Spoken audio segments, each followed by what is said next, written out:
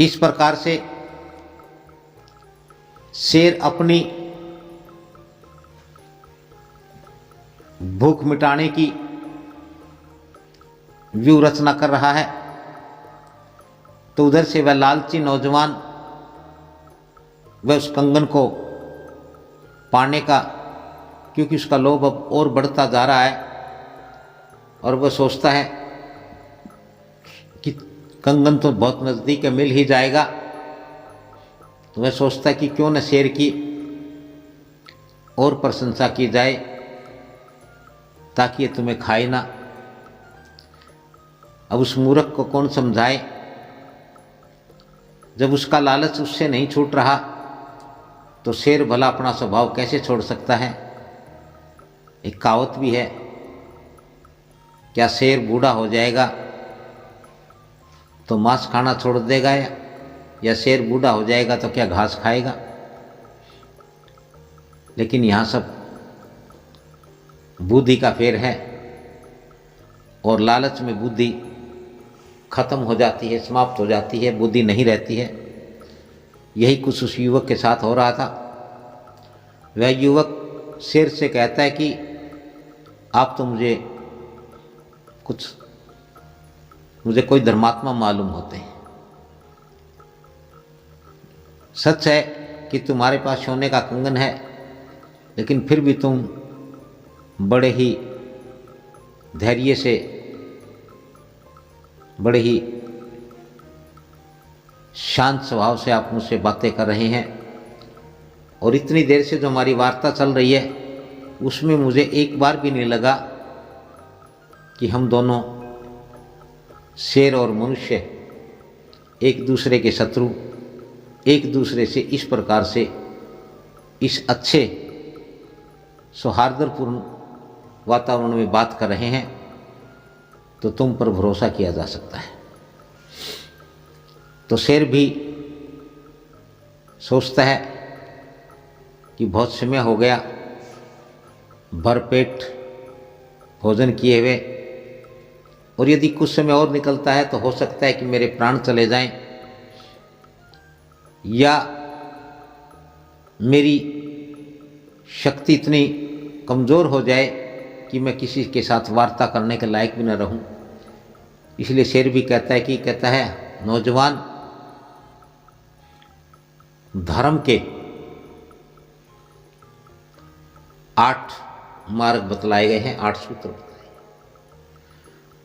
उन्होंने कहा कि यज्ञ, स्वाध्याय, दान, तप, सत्य, धैर्य, क्षमा और संतोष, ये धर्म के 8 मार्ग हैं।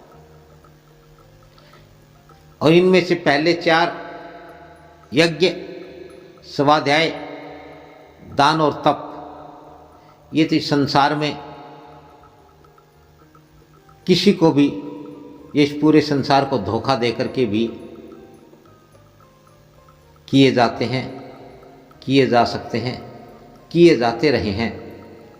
लेकिन सत्य, धैर्य, क्षमा तथा संतोष, ये केवल संतों महात्माओं का मार्ग है। ये केवल संत और किसी महात्मा को, किसी साधु फकीर को, किसी सतगुरु को ही प्राप्त हो सकते हैं। ये उन्हीं के मार्ग हैं, उन्हीं के सूत्र हैं। और यदि तुम्हें अब भी यकीन नहीं हुआ हो तो मैं क्या कर सकता हूँ, बस मैं तो इतना ही चाहता हूँ कि यह कंगन किसी सज्जन पुरुष के काम आए, क्योंकि यदि किसी सज्जन पुरुष के पास ये होगा तो निश्चित तौर पर इसका धन अच्छे लोगों के, संत जनों के काम आएगा। और यदि किसी कोई बुरा व्यक्ति हड़प लेता है तो वह धन दुर्जन लोगों के काम आएगा, बुरे लोगों के काम आएगा। इस प्रकार से मेरी तो अब केवल पुण्य में, धर्म में पूर्ण आस्था है। इसीलिए मैं चाहता हूँ कि यह कंगन इस संसार में पुण्य का कारण बने। और मुझे तुम्हारे अंदर पुण्य दिखाई देता है, धर्म दिखाई देता है, सत्य दिखाई देता है। इतनी देर की वार्ता में मैंने निष्कर्ष निकाला है कि तुम वाकई कोई धर्मपरायण युवक हो। तुम इस संसार को और इस संसार के सभी विषय विकारों को, रोगों को आप समझते हो, जानते हो। और यदि आप जैसा भला कोई इस कंगन को मुझसे ले लेता है तो मेरे सर से एक भार उतर जाएगा, मैं निश्चिंत हो जाऊंगा और मैं ये समझूंगा कि इससे जो भी दान और पुण्य का कर्म होगा उसका एक अंश मुझे भी प्राप्त होगा, मुझे भी उसका पुण्य प्राप्त होगा, जिसके फलस्वरूप मैं सदफल भोगूंगा। और हे युवक, मैं तो ये कहता हूँ कि अब तुम्हें और अधिक देर नहीं करनी चाहिए और ज़्यादा इंतज़ार नहीं करना चाहिए। न जाने कौन आ जाए, कोई और आ धमके और कोई ये ना कह दे कि ये कंगन तो मेरा है, जबकि शेर कहता है कि मैं तो ये चाहता हूँ कि ये कंगन तुम्हारे लिए हो, तुम्हारा हो और तुम इस कंगन का सदुपयोग करें। तो युवक भी शेर की बातों में आ जाता है और शेर पर पूरा भरोसा कर लेता है। तो कहता है कि ठीक है, मैं इस कंगन को लेने के लिए पूरी तरह से तैयार हूँ।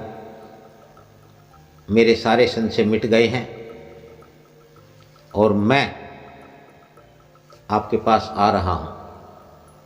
आप मुझे कंगन दें और अपना कर्तव्य पूरा करें और मुझे मेरा कर्तव्य पूरा करने दें।